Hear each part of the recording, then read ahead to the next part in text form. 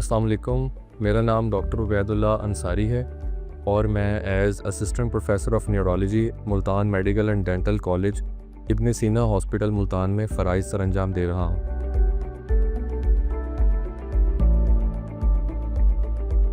तो Parkinson disease, जिसको उर्दू में राशा कहते हैं, आम तौर पर ये मर्ज़ 60 साल और इससे ज़्यादा की उम्र के अफराद में पाया जाता है और जैसे जैसे उम्र बढ़ती जाएगी इस उम्र की शरह में भी इजाफ़ा होता है।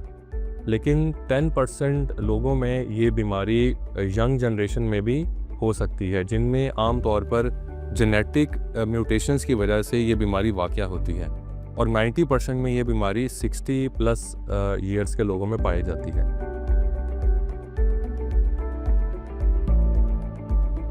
इसकी जो सबसे कॉमन सिम्टम है उसको हम रेस्टिंग ट्रेमर्स कहते हैं, जिसको पिल रोलिंग ट्रेमर्स भी कहते हैं, जिसमें पेशेंट जब रेस्ट कर रहा होता है या अपनी चेयर पर बैठा होता है तो उसका एक हाथ कांपना शुरू हो जाता है। और ट्रेमर्स की अलामात जिस्म के एक हिस्से से शुरू होती हैं, जो कि आम तौर पर हाथ से शुरू होकर फिर बाजू को और उस साइड की टांग को या पाँव को भी मुतासर कर सकती हैं।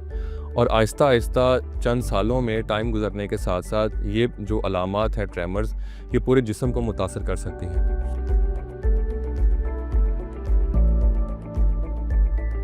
दूसरा जो मोस्ट कॉमन इसका सिम्टम है उसको ब्रेडिकाइनेसिया कहते हैं। ब्रेडिकाइनेसिया का मतलब ये है कि इंसानी जिस्म की जो रोज़मर्रा की एक्टिविटीज़ हैं वो स्लो हो जाती हैं, जैसे डेली एक्टिविटीज़ जिसको हम कहते हैं, जिसमें नहाना, चलना, हाथ धोना, खाना खाना, जो भी रोज़मर्रा की हमारी जो बुनियादी ज़रूरियात हैं वो करने में पेशेंट को ज़्यादा टाइम लगता है क्योंकि बॉडी मूवमेंट स्लो हो जाती हैं। इसको ब्रेडिकाइनेसिया कहते हैं। तीसरा इसका सिम्टम जिसको रिजिडिटी कहते हैं, उसमें पूरे जिस्म के अंदर अकड़ाव पैदा हो जाता है, जिसकी वजह से पेशेंट को चलने में भी दुश्वारी पैदा हो सकती है। और चौथा जो इसका सिम्टम है उसको पोस्चरल इंस्टेबिलिटी कहते हैं, जिसमें इंसानी जिस्म का तवाज़न ख़राब हो जाता है और इंसानी जिस्म का जो पोस्चर है वो थोड़ा सा झुकाव की तरफ चला जाता है। इसीलिए जब ये पेशेंट हमारे पास क्लिनिक में चलकर आते हैं तो इस आम तौर पर इन पेशेंट्स को देखते ही इस मर्ज़ की तशख़ीस हो जाती है। तो इसमें पेशेंट जब चलकर आता है तो पेशेंट के ट्रेमर्स आ रहे होते हैं, एक साइड पर ज़्यादा होते हैं, दूसरी साइड पर कम होते हैं।